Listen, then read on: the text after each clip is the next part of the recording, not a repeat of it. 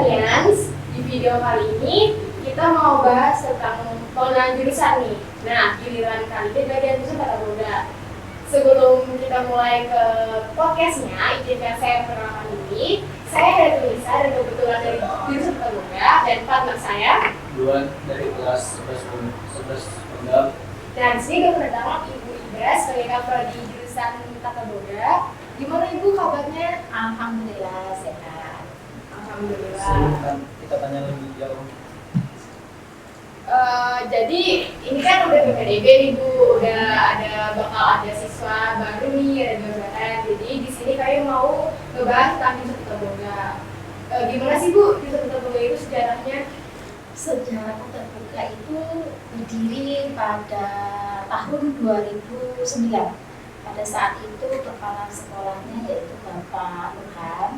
Jadi waktu itu Boga adalah jurusan terakhir ya yang berdiri. Yang pertama kan Kia ya, tekstil, keramik, logam, kemudian kayu, kemudian setelah itu ada kantor, hotel, yang terakhir Boga. Nah pada saat itu ini dulu nih, belum ada apa-apa nih bisanya, belum ada ruang praktek, belum ada restoran, belum ada. Jadi di semester pertama itu pure teori, kemudian baru di semester kedua baru ada labnya, ibaratnya dapurnya.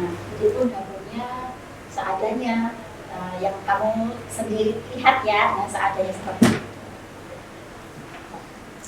Untuk Tata Boga nih Bu, apa aja sih yang dipelajari di Tata Boga itu bagian maupun teori dan Oke. Boga itu sebenarnya banyak sekali yang dipelajari ya. Kalau mungkin orang awam mikirnya, oh Boga itu masak doang. Nah, salah. Boga itu luas sekali.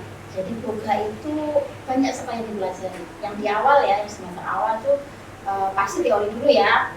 Ada Boga dasar, kemudian pengantar pariwisata, ada ilmu gizi, jadi mempelajari ilmu gizi juga. Kemudian sanitasi hygiene, kemudian pengetahuan bahan makanan, kemudian ada simulasi digital juga, kemudian ada sanitasi, Boga dasar. Ulangnya kayaknya dari situ ya, tadi.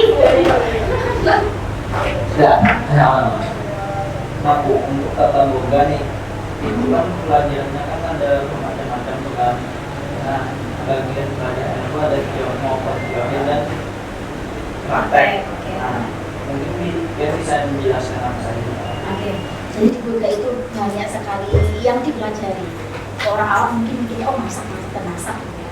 Ternyata di sini tuh yang dipelajari sangat-sangat detail gitu ya. Jadi ada teori dan praktek. Di semester awal di kelas 10 itu kita pelajari teorinya dulu. Ada sanitasi hygiene, itu di situ kita mempelajari tentang bagaimana kita memelihara kesehatan lingkungan kita pada saat kita praktek, baik kesehatan atau kebersihan individu ataupun ruang praktek. Kemudian ada ilmu gizi. Ilmu gizi itu nanti dipelajari tentang bagaimana cara kita menghitung nilai gizi. Misalnya nih ya, makan ini nih dalam satu porsi ada karbonnya, ada proteinnya, ada vitaminnya, itu harus lengkap. Bagaimana kita cara menghitung kalori, karbohidrat dan semuanya di situ. Kemudian ada juga pengetahuan bahan makanan. Di situ dipelajari tentang seluk-beluk bahan makannya. Sebelum kita mengolah makanan, kita harus tahu dulu bahannya seperti apa, cara memilih bahan yang berkualitas baik kayak apa, kemudian yang segar seperti apa, yang layak konsumsi seperti apa, dipelajari dan disitu semuanya. Kemudian ada Boga dasar. Boga dasar itu mempelajari semua tentang teknik-teknik pengolahan makanan. Kemudian ada peralatannya juga. Jadi kalau mau praktek itu kan nggak asal langsung praktek ya. Nah, kita harus kenal dulu nih alatnya apa saja yang dipakai, ya, fungsi alatnya itu apa saja, bahan-bahan alatnya itu apa saja. Alat ini tidak boleh tersentuh apa, itu harus dipelajari di situ. Kemudian bahannya tadi di BPM tadi ya. Kemudian kalau di Boga dasar ada teknik pengolahannya. Jadi teknik mengolah itu macam-macam dan itu ada istilahnya apa di Boga. Misalnya menggoreng aja ya, Pembuatan itu macam-macam sekali, misalnya pembuatan minyaknya namanya apa istilahnya, menumis istilahnya apa, kemudian merebus juga macam-macam, dengan air banyak seperti apa, dengan waktu yang singkat ada istilahnya macam-macam, itu semua ada di gitu. Kemudian ada lagi pengantar pariwisata itu tentang ini seluk-beluk pariwisata ya, seperti apa karakteristik wisatawan, seperti apa yang di Indonesia misalnya, terus bagaimana cara kita mempromosikan si tempat itu supaya banyak orang berkunjung itu seperti itu. Kemudian ada lagi simulasi digital itu mungkin semua jurusan ada ya. Kalau kita mungkin nanti itu dipakainya pada saat kita membuat perencanaan. Di Buddha kalau praktek tidak langsung praktek nih, misalnya mau hari ini kita mau direndam gitu ya, direndam pasar, sebenarnya enggak, kita bikin perencanaan dulu. Nah, perencanaannya itu kok apa hubungannya dengan simulasi kita kok? Hubungannya adalah perencanaan nanti diketik. Nah, diketik kan pakai komputer tuh. Nah, hubungannya dengan simulasi digital. Jadi sebelum nanti dibuka tuh ada namanya membuat perencanaan. Bahannya, harganya berapa, keperluannya berapa, totalnya berapa gitu ya. Kemudian setelah itu ada perencanaan alat yang dipakai apa, fungsinya apa gitu. Kemudian setelah alat ada lagi perencanaan waktu. Nah, waktunya itu misalnya prepare diri sendiri nih, kamu persiapan dirimu berapa menit gitu, beli baju berapa menit itu ada waktunya nanti. Kemudian persiapan alat, persiapan bahan itu nanti ada alokasi waktunya. Kemudian prosesnya, kemudian pengajiannya, terakhir berikutnya. Nah, itu sistematis di total berapa waktu yang diperlukan untuk anak seperti itu. Itu nanti ujung-ujungnya ke simulasi kita karena kita ngetik. Tapi tidak seketiknya, tidak seperti yang perkantoran, tidak ya, cuma perencanaannya aja. Kemudian ada lagi pelajaran ya ilmu gizi.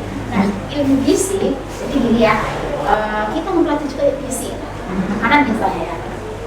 Kita mengolah makanan tidak hanya enak, tapi kita juga harus memperhatikan nilai gizi yang ada di makanan tersebut. Nah, di situ kita diajari cara menghitung kalori, kemudian karbo. Di situ juga diajari cara menghitung diet nih, misalnya kita ibu nih ya, misalnya mau diet nih, diukur nih tinggi badan berapa, berat badan berapa, jadi ketemu nanti berat badan ideal berapa. Nah, di situ ketemu berat badan berapa. Nah, kalau sudah ketemu berat badan berapa, berat ideal berapa, baru kita hitung kebutuhan kalori untuk diet tadi. Itu di ilmu gizi. Kemudian nanti ada lagi pelajarannya tata hidang. Nah, tata hidang ini udah masuk kelas 11. Iya, ini udah masuk kelas 11. Ini praktek ya, praktek tentang pelayanan makanan. Jadi nanti diajari tentang alat-alat yang penting. Alat tentang alat makan dulu apa, alat minumnya apa, makanisnya ada. Istilahnya semua dalam istilah program, bukan jendok, piring, dan enggak macam-macam lagi ya. Sebenarnya udah masuk ke kelas 11 ya. Nah, masuk ke kelas 11 ini sudah praktek semua nih. Ya, pelajaran tadi praktek ya. Kemudian ada pengolahan makanan Indonesia. Di situ diajari membuat makanan Indonesia, mulai dari salad, kemudian course-nya, makanan utamanya, kemudian juga makanan sepinggan. Di situ ya, mulai sup segala macam. Kemudian masuk lagi ke makanan kontinental. Makanan kontinental itu adalah makanan dari Eropa. Nah, di situ kamu juga diajari nanti ya pelajaran tentang makanan Eropa, mulai dari appetizer, sup, main course sampai ke dessertnya. Nanti kemudian ada lagi bakery and pastry. Nah, bakery and pastry dan kue-kuean nih, kue yang arahnya ke kue kontinental, kue Eropa yang kayak cake, kemudian roti, kemudian kayak puding-puding, puff, itu masuknya ke pastry bakery. Juga nanti ada coklat, yang panas ya. Dari coklat kita mau olah coklat atau coklat yang isinya gitu. Kita mau coklat seperti apa nanti di bakery and pastry. Kemudian ada lagi CKI itu cake dan kue Indonesia. Nah, di situ kue-kue tradisional diajarkan semua. Mulai dari bahan beras, tepung ketan, kemudian jagung, umbi-umbian, kemudian dari ketan itu beras ketan, tepung ketan sama beras ketan beda, itu nanti semuanya dipelajari di kue dan Indonesia.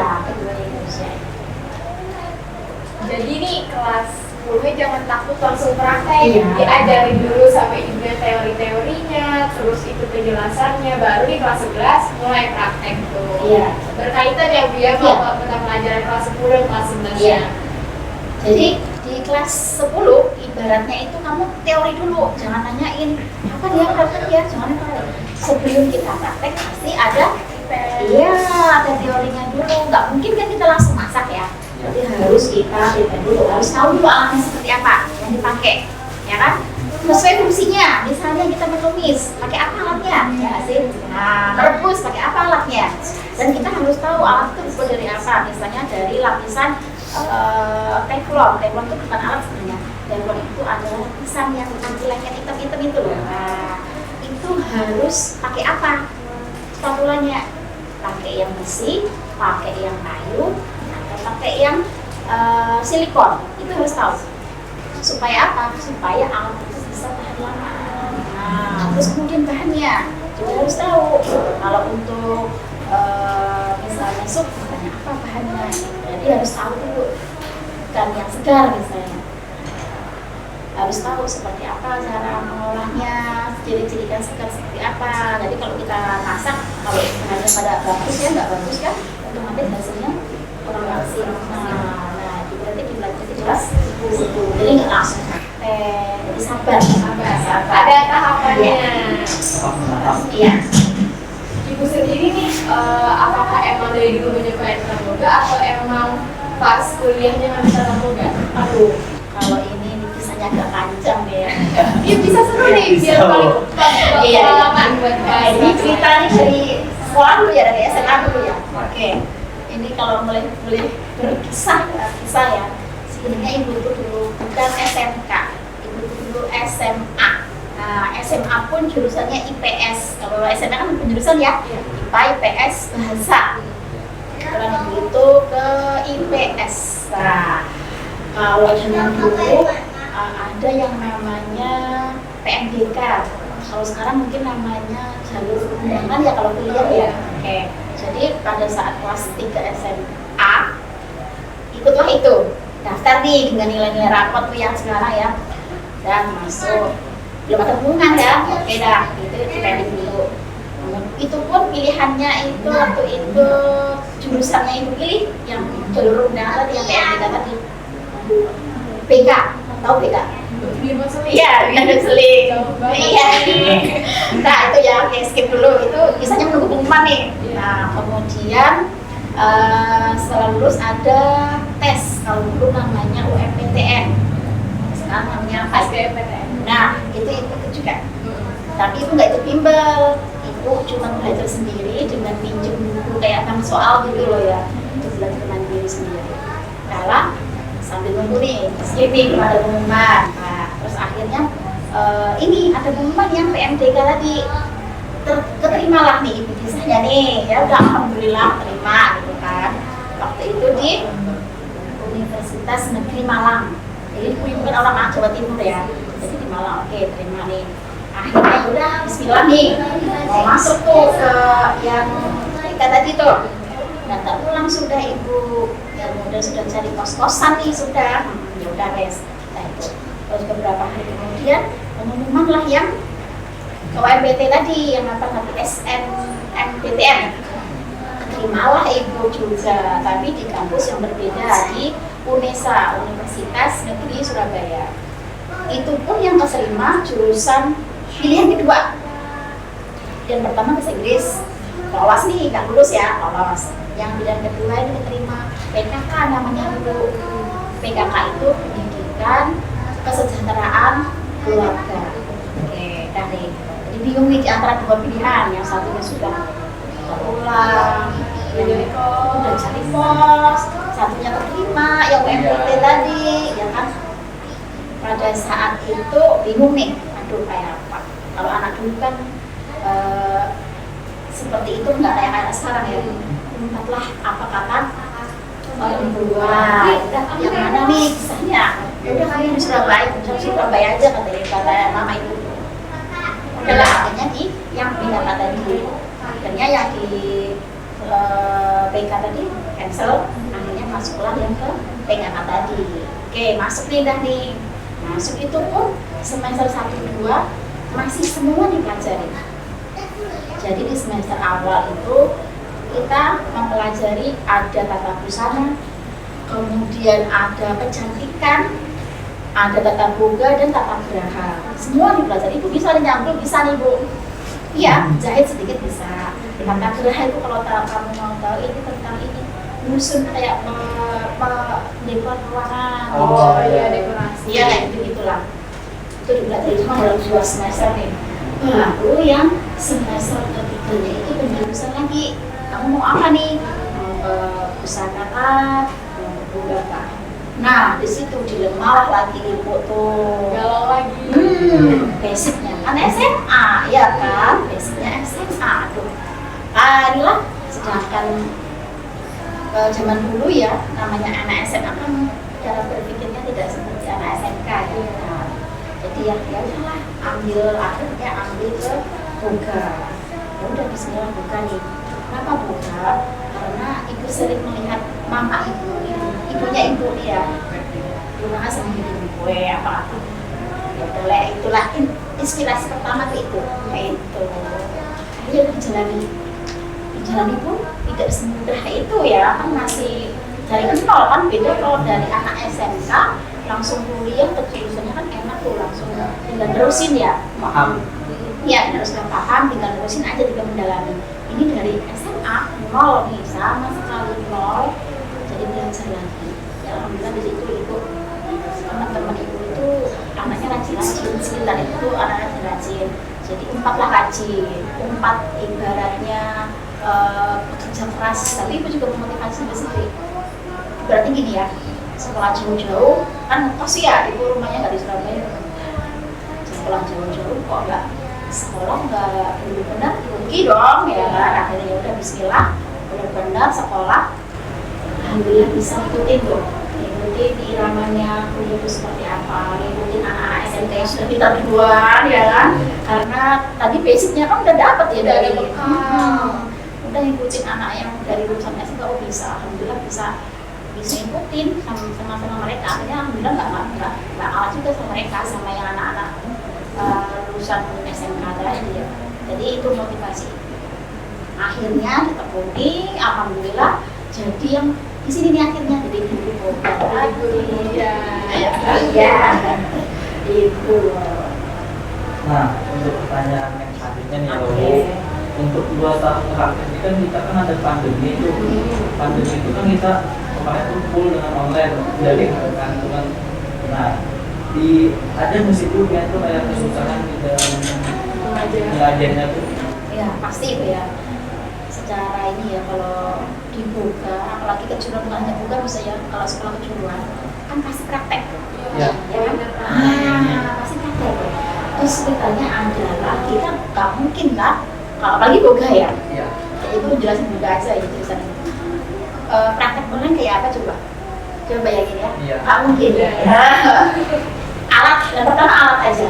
Kalau teori mungkin bisa ya di rumah ya, dari urusan kita zoom atau share materi bisa.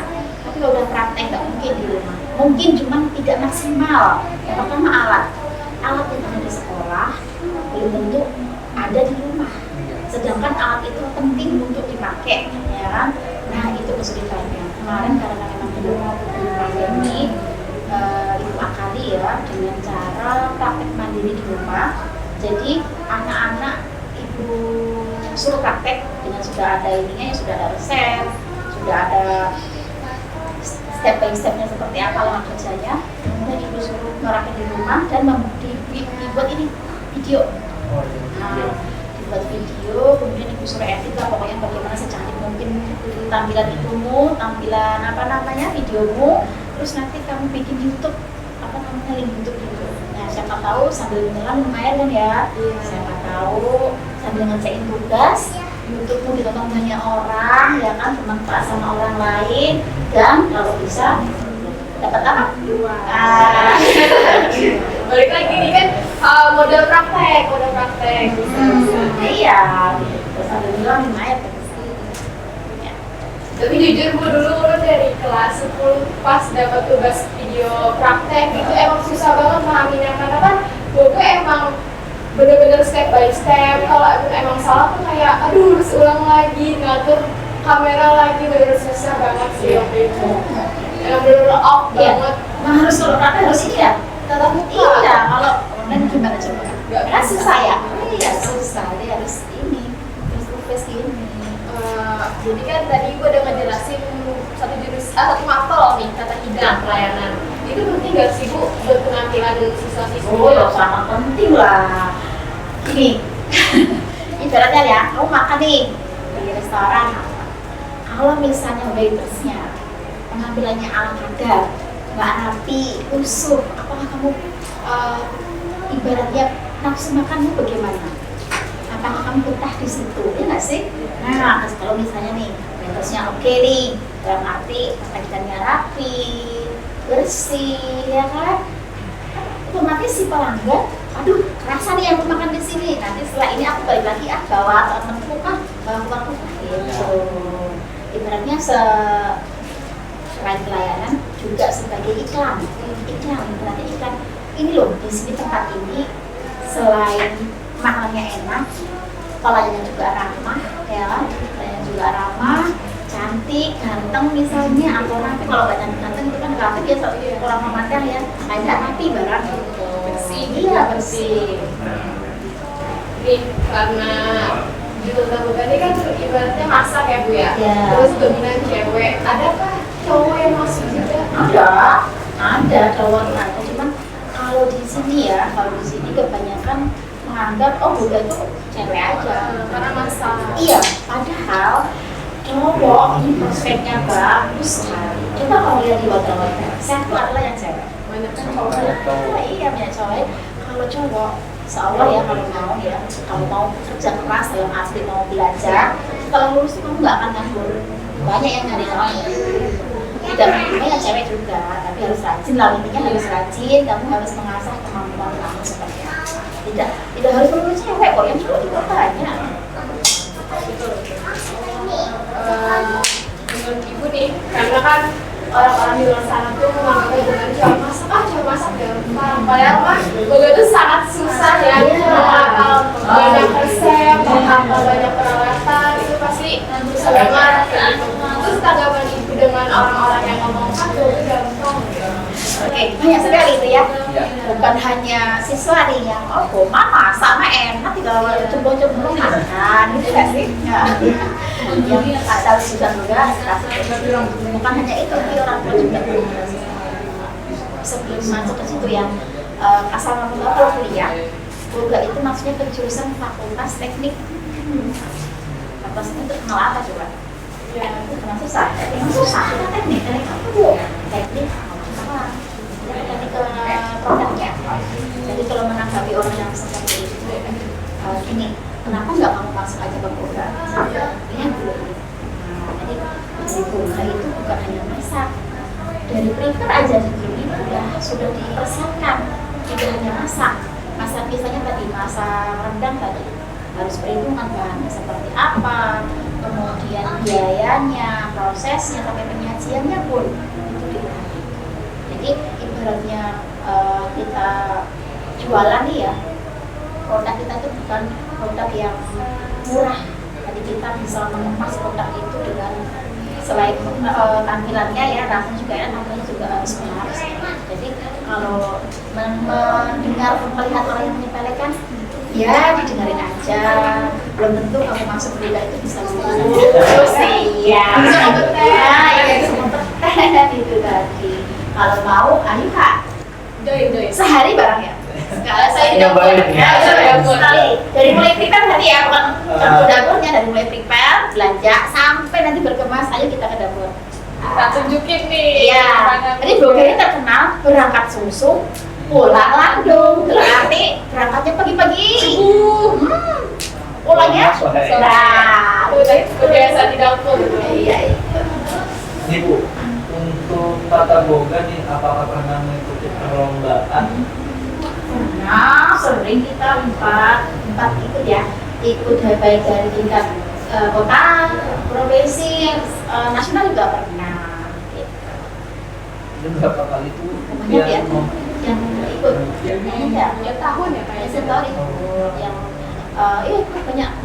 Alhamdulillah yang tingkat provinsi itu pasti masuk 5 besar. Bahkan runner-up nih ya, nomor 2 itu restoran service pernah di LKS, lomba kompetensi siswa di tingkat provinsi itu alhamdulillah ikut terus.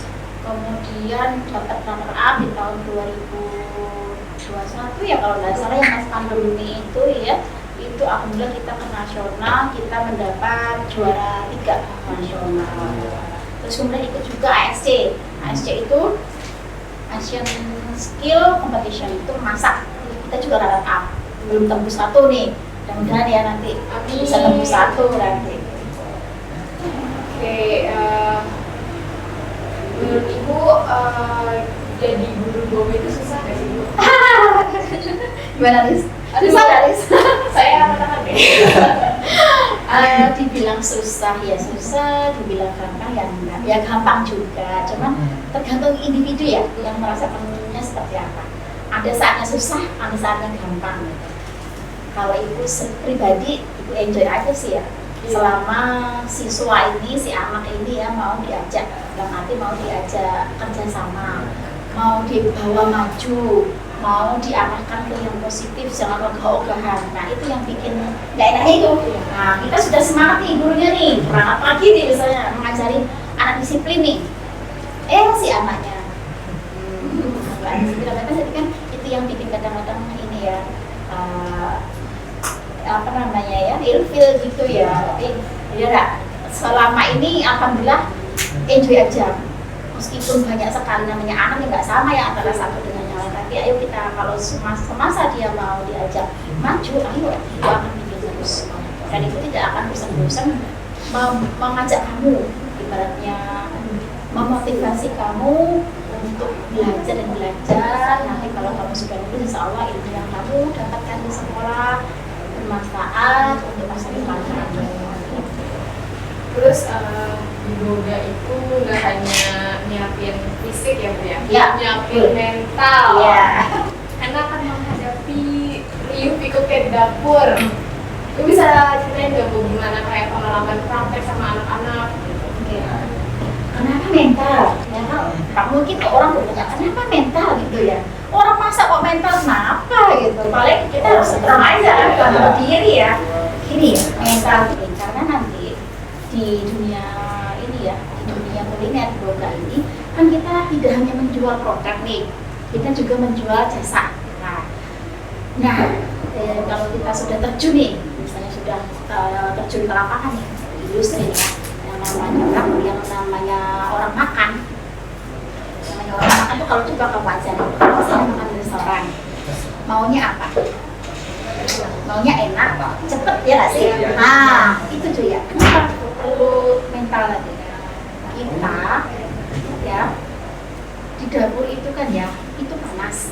Kamu panas kenapa? Berhubungan dengan api-api ya. Kemudian kita harus cepet, ya. Cepet dong. Kita harus perintah itu cepet, kalau enggak apa namanya misalnya nih, kita sambil apa? Kalau nggak cepet, ya kan? Di sini udah mus duluan, sedangkan di sini belum siap. Sedangkan orang di depan yang mau makan sudah, iya kan? Kita harus cepat. Dalam arti mintanya nanti biasanya, cepet diteriakin gitu. Bisa harus kuat mintanya. Kalau yang nggak kuat, kenapa sih marah-marah terus? Kenapa sebab bukan marah sebenarnya? itu bukan marah tapi memacu untuk kamu tuh gercep, gerak cepat. Nah gitu itu ya. Kemudian mental apa lagi? Disiplin tadi, disiplin itu mental juga loh sebenarnya tentang dari diri loh. Kalau kamu mentalmu nggak mau disiplin, kalau kamu nggak mau ada keinginan seperti itu, ujung-ujungnya kalau pagi-pagi diapain nih? Itu ya akhirnya. Iya, harus disiplin. Iya. Kamu buka restoran misalnya jam 10 pagi, kamu preparemu jam berapa? Jam 9, aduh, pelanggan mulai semua, jadi harus pagi dong, kita harus pagi. Bahkan ke pasar pun kita harus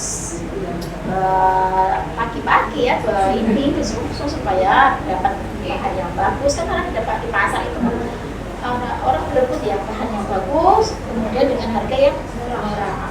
Jadi mentalnya di situ siap. Dikunciakin itu bukan karena muridnya benci sama kalian, enggak, itu memacu kalian supaya kamu itu gerak cepat, kemudian supaya disiplin, supaya kamu tuh maju mau dibawa benar-benar belajar kita itu supaya Tanggapan ibu tentang anak yang masuk salah jurusan yang sudah masuk tata boga itu gimana? Tanggapan ibu? Iya, itu tadi, bisa itu tadi ya awalnya tadi. Jangan beranggapan salah jurusan, tidak. Kalau kamu mau benar-benar, ya, ini misalnya sudah kecemplung air nih ya, mandi aja sekalian, berenang ya, sampailah kamu ke tiang tujuanmu apa. Nih contohnya nih, di sini itu sendiri. bukan hanya sekali itu jurusan berapa kali tak? Iya. 2 kali ya, kan? Tata busana. Ya, itu tadi. Jadi jangan beranggapan kamu salah jurusan. Selama kamu benar-benar ya, selama kamu benar-benar serius menatap masa depan kamu, yang ada jalani, Bismillah ya, insya Allah kamu akan jadi orang. Jadi jangan putus asa yang misalnya terpaksa inilah aku pilihan kedua, terpaksa ini keinginan orang tuaku deh. Jangan putus asa, semangat, terus benar-benar kamu belajar, insya Allah sudah di tangan kamu. Kalau nggak kayak gitu nggak di sini gitu. Pokoknya enjoy deh Iya. segalanya. Apalagi ini kan PPDB ya Bu ya. Pasti tuh ada tuh kayak aduh masuk jurusan kedua Iya. atau aduh diri orang tua. Iya, itu yang pertama Ibu tanyakan kepada siswa baru itu. Kamu masuk ke sini pilihan keberapa? Kalau ke satu, alhamdulillah memang Ya, sudah ini ya. iya. Apalagi orang kamu dulu.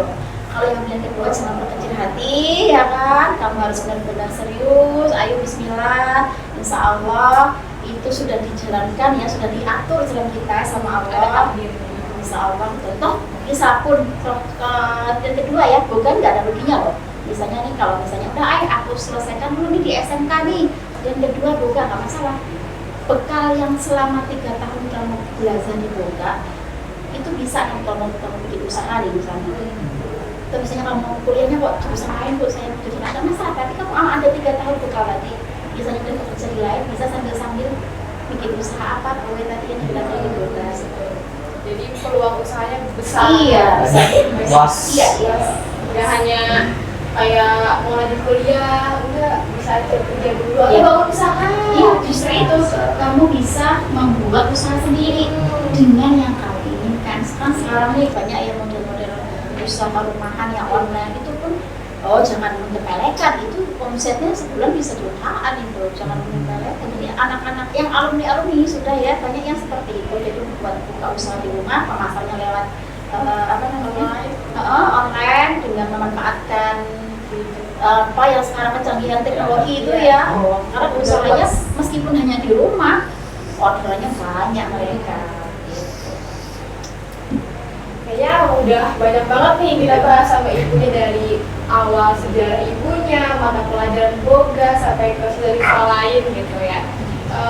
Untuk ibu gimana nih pesan dan kesan buat siswa baru yang bakal bergabung di jurusan tata boga? Oke, untuk yang anak-anak mungkin jurusan tata boga ya, kalau kamu itu benar-benar mau kepilihan jurusan boga, semangat ya. Jangan ibaratnya dari bangga nggak sekolah, banyak orang seperti itu ya. Jangan dari bangga nggak sekolah, kamu harus benar-benar kalau misalnya ilmu tuh nawa itu ibaratnya Bismillah, Insya Allah nilai ilmu yang kamu dapat itu bermanfaat. Terus kemudian yang pilihan kedua nih terpaksa karena nilainya tergeser mungkin atau karena disuruh orang tua, jangan berkecil hati. Insya Allah kalau kamu benar-benar ya, kamu benar-benar belajar, ikhlas menjalani, yang penting ikhlas loh ya. Kalau dijalani aja tapi nggak ikhlas, itu juga susah. Jadi benar-benar kemudian ikhlas, insya Allah jalan nulis itu, insya Allah kamu akan jadi orang. Ini contohnya. Itu sendiri kan? Iya. Ya pokoknya buat siswa dan siswi baru yang baru bergabung ke Boga itu jangan merasa aduh ternyata sulit ya, jangan. Kalaunya kalian enjoy, kayak aku pribadi yang di Kota Boga awalnya emang ternyata berat, kayak aduh hafalan banyak banget, tapi pas udah ngedenya ternyata rame ya praktek gitu sama temen-temen, kerjasama itu sih. Makasih banyak Ibu udah meluangkan waktunya di sini, udah menjelaskan tentang Kota Boga. Kayaknya itu aja dari kita. Nantikan jurusan-jurusan lain di video-video berikut. Terima kasih. Jangan lupa like, comment, and subscribe semua sosial media kita. Dan see you di jurusan lain. Dadah!